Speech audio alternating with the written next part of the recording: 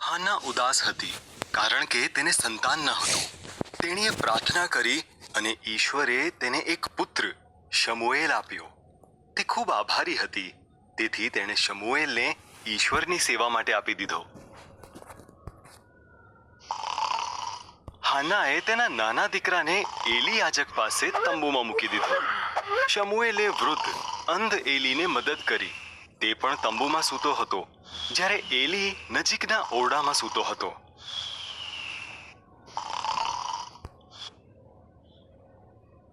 એક રાત્રે શમૂએલને કોઈકે તેનું નામ દઈને બોલાવ્યો.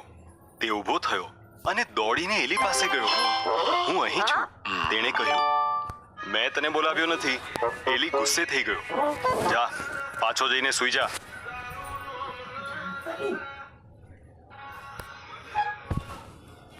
શમૂએલ પાછો પલંગ પર બેસી ગયો. તેને ફરીથી તેનું નામ સાંભળ્યું. શમૂએલ પાછો એલી પાસે ગયો. હું અહીં છું, તેણે કહ્યું. મેં તને બોલાવ્યો નથી.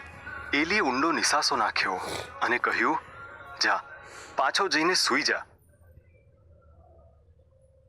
શમૂએલે ત્રીજી વાર અવાજ સાંભળ્યો.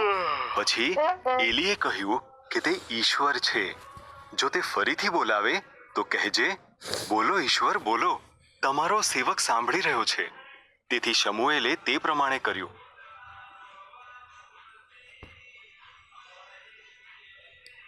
શમૂએલ, દેવે કહ્યું, શું તું મારો પ્રબોધક બનીશ અને મારા શબ્દો વિશ્વાસપૂર્વક મારા લોકો સુધી પહોંચાડીશ? હા, હું કરીશ, શમૂએલે કહ્યું.